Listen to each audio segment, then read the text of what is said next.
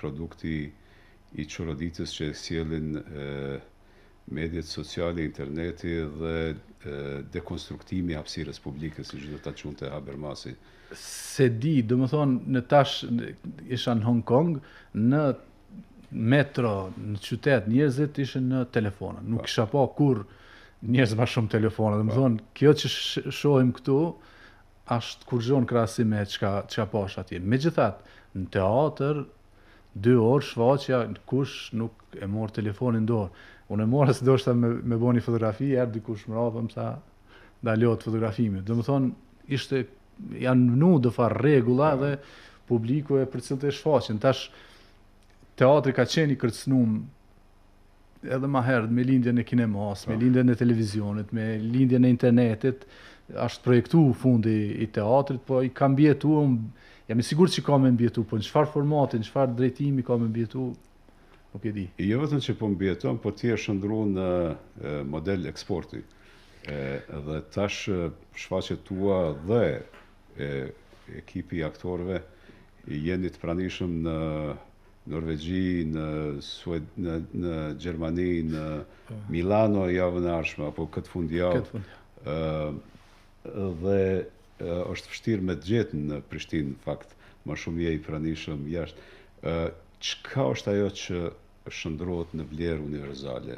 Më thonë, pos t'ja ke nis me teatrin antik, e ke integru në shfaqjet tënde, po i ka dhënë edhe këtë gati vodevillin e versionit të shekullit 21. Po, tematikisht, do më thonë, është pak sfiduese me navigu në këto interesin e një publiku ma të gjanë, do më thonë, sepse çka është interesante ose atraktive ose relevante për një publik shpesh nuk është. E ka disa tema që shpesh nuk komunikojnë me një publik të caktuar. Atë që kam kuptu edhe e kam mësu si mësim të rëndësishëm ka qenë që publiku të interesojnë rrëfime, histori për një shoqënie, për një hapësire cilën ai nuk e nje. Pra ata dojnë, nuk i intereson nëse ti dikush një teatr në Kosovë kishme realizu Shakespeare-in e me sjell në një festival në Evropian, sepse kanë nështë qindra produksione të asaj natyre dhe ti e ke vështirë me qenë kompetitiv në treg gjanë të teatrit evropian. Prandaj kom kuptu që fokusin tema kosovare është i domosdoshëm nëse eventualisht doj me qenë pjesë e këtij lloji. Si shndrohen ato universale? Si shndrohet në gjuhë universale? Tema kosovare. Në aspektin teorik thuhet që principi i universalitetit funksionon sipas parimit të lokales, pra sa më lokale aq më universali. Po në realitet nuk është bash komplet ashtu, sepse disa tema rezonojnë për një publik të caktuar, disa tema nuk rezonojnë. Se negocimi i paqes, për shembull, aty ti e fut Holbrukun, e përfshin gjithçka. Po, e vërtet, por të negociosh paqen, ose negotiating peace, pavarësisht që, domethënë, ka referenca për individ të caktuar, për ngjarje historike si marrëveshja e Daytonit ose konferenca e Daytonit, prap ajo shfaqje funksionon si një lloj alegorie politike, pra mundet mu pasi një projekcion i një realiteti ku 2 delegacione po përpiqen me negocu paqen. Tash materia për shkrim është marrë te realiteti, kryesisht te libri i Holbrookut, por edhe te rrëfimi për atë marrëveshjen e Oslos të 94-s mes Izraelit e Palestinës që nuk është implementuar kur. Pra, kum bo përpjekje me përthith elemente prej negociatave ndryshme të përfshirë edhe plot libra akademik që është dashur me lexu për me kuptu edhe aspektin akademik ose teorik të negociatave, edhe se si ai konfrontohet me realitetin shpesh është shumë befasues si ai Daytonit ose skena për shembull kur e shpjegon Holbrookut se si marrëveshja për korridorin e Sarajevës është nënshkruar në restoranin e Dayton aty gjatë marrëveshjes. Miloševići atë ka korridorin e ka vizatuar në atë faculetën e Holbrookut, sepse s'ka pas letër, ka qenë tu pi viski, edhe mandej ka vizatuar një korridor.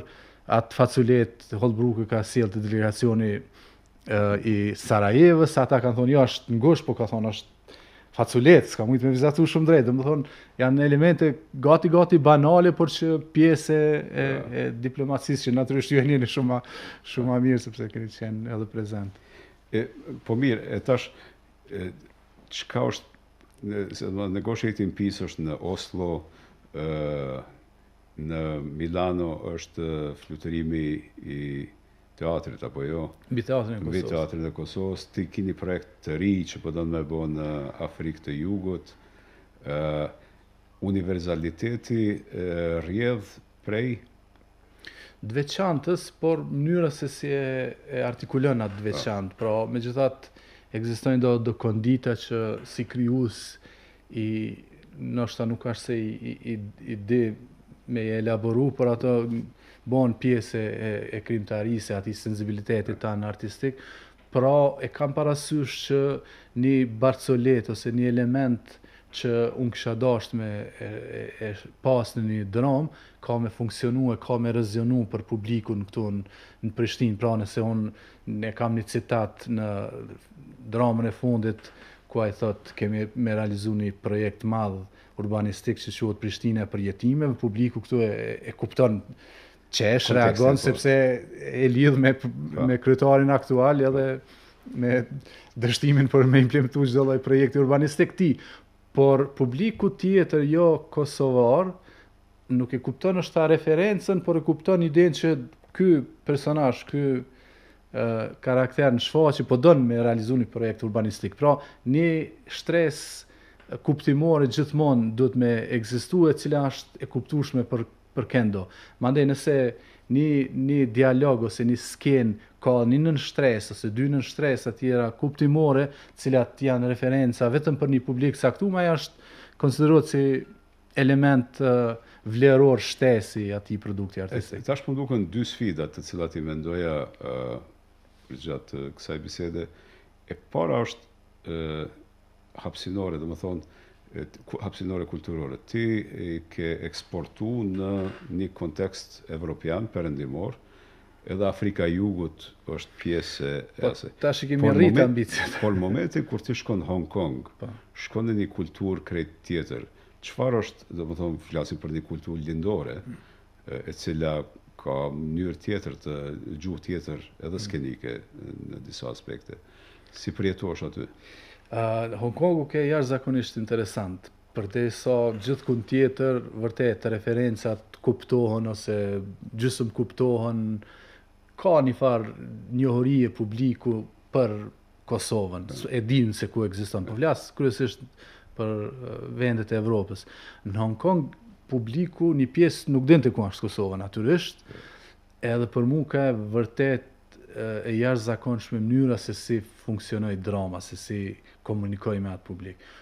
Por e kuptova pse të kuptu ma tepër mandej edhe mënyrën se si në çfarë pozicioni është Hong Kongu në raport me Kinën, mandej të e kuptu faktin që e kishen koloni angleze dhe i vanë, pra raporti të në me ndërkombëtarët vazhdo kemi qenë aktual, por edhe të e kuptu faktin se çfarë presioni janë ata prej cenzurës shtetërore edhe se si e kanë reduktu atë nivelin e lirisë krijuese dhe lirisë shprehjes deri në minimum. Domethënë, ishte vështirë me komuniku me ata njerëz për çështje politike, sepse hezitonin.